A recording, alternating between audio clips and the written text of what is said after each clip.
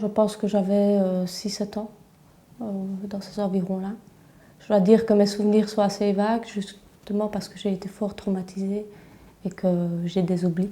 Je me souviens des moments où il a pris des photos de moi, il me disait « Ah, fais le poirier contre le mur » ou « Ah, viens sur mes genoux, assieds-toi, va dans le bain ».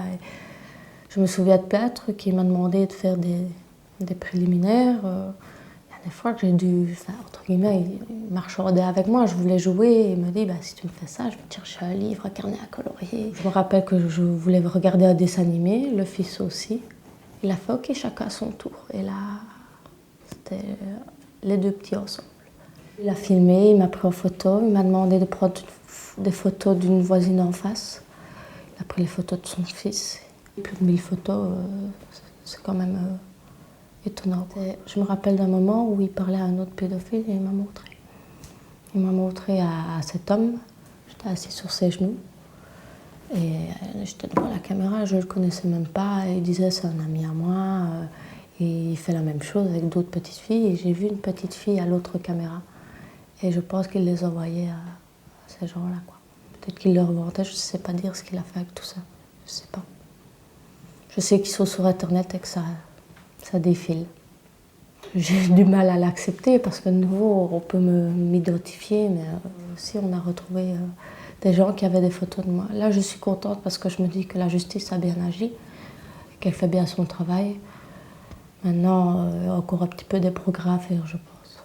Je suis contente pour l'instant de ne pas avoir vu les photos qu'ils ont trouvées de moi. Je n'ai pas envie de voir parce que là, je pense que je replongerai.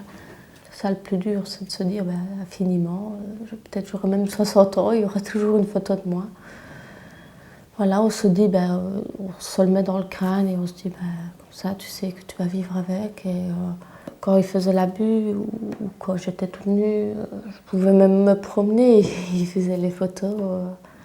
Voilà. C'était peu importe le moment tant que j'étais nue. Mais il profitait de tous les instants pour que je reste nue aussi, pour que je ne sois pas habillée. Ça, oui, c'est assez difficile. Pour ça que maintenant, j'ai difficile à dormir nue ou à me balader tout nue.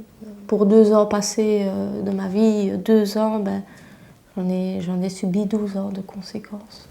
Pour toutes les personnes qui regardent mes photos ou même celles des autres, j'espère que tu vas te faire avoir. Peut-être maintenant que je réalise que les autres pays sont plus avancés, c'est un peu plus choc. Mais je me dis que peut-être avec moi ça changera, ou peut-être avec d'autres personnes qui réagiront à ça, à se dire moi peut-être que je parlerai aussi. Ma maman m'a toujours dit, un jour peut-être tu changeras les choses. C'est peut-être aujourd'hui.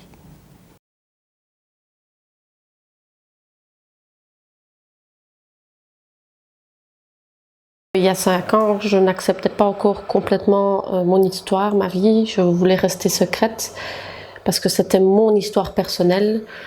Au jour d'aujourd'hui, j'ai confiance, je me sens épanouie, je suis heureuse. Donc je n'ai plus de problème, j'accepte ce qui s'est passé, même si ça a été très difficile, c'était un long parcours, mais j'accepte maintenant ce qui s'est passé. De toute façon, je ne sais rien y changer. C'est ma vie à moi. Et au jour d'aujourd'hui, je sais en parler. Pour me reconstruire, j'ai vu un psychologue à partir de mes 8 ans jusqu'à mes 18 ans, où là j'ai décidé de faire une pause pour justement voir si j'arrivais maintenant à me gérer moi-même seule. Et j'ai eu beaucoup de soutien de ma famille, qui ça est très important, qui m'a toujours dit tu es une victime, certes, mais tu es aussi une personne à part entière et tu as le droit au bonheur, tu as le droit d'être quelqu'un. Moi, je trouve ça important d'en parler, de savoir que c'est des histoires qui ne se parlent pas à cœur ouvert, que c'est, comme je disais, secret. C'est pas comme un décès où ça se voit, ça s'entend. Moi, ça se voit pas, ça s'entend pas. C'est quelque chose qui est tabou. Et ce tabou doit être un peu brisé. Je souhaite et j'espère être un exemple pour les autres. Je trouve ça important de montrer qu'il n'y a pas que du négatif, qu'on peut être positif à la suite, dans le futur.